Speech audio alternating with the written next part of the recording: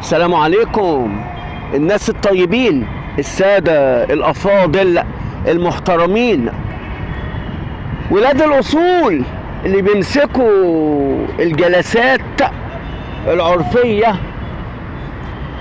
كلنا سمعنا شيماء الضحية وأم شيماء اللي عندها 14 سنة، اللي اتحكم على الولد اللي اغتصبها يوم الأربع اللي فات بالإعدام شنقا. وجات المحامية اللي بتدافع عن الضحية شيماء قالت لسيادة القاضي: يا سيادة القاضي، اغتصب بنت قبل كده وتم عقد جلسة عرفية واتلم الموضوع، وعلشان كده اغتصب شيماء. وطبعا وده عنده حق.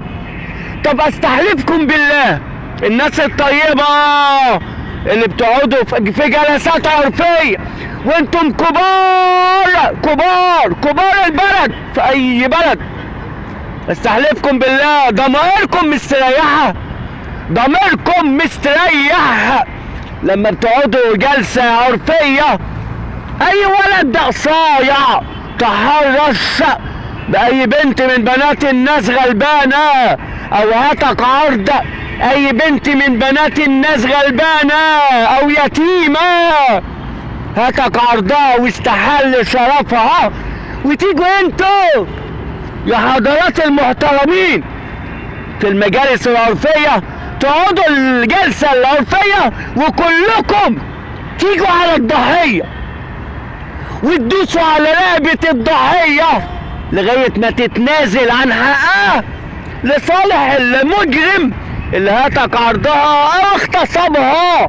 مش هو كده يا جدعان؟ ده اللي بيحصل، هو ده اللي بيحصل. حد يقدر ينكر؟ لا والله ما حد يقدر ينكر. والله العظيم 95% من الجلسات العرفية هو ده اللي بيتم. ضميركم استريح؟ ضميركم ما تطبقوا شرع الله يا جدعان. انا احمد جلال بقول لكم اهو، الناس اللي بتقعد في الجلسات العرفية طبقوا شرع الله. لما تلاقوا اي ولد كلب ابن كلب مع الاعتذار للكلاب تحرش باي بنت او هاتك عرض اي بنت، اعتبر البنت اللي تم التحرش بيها او هاتك عرضها هي بنتك مش زي بنتك.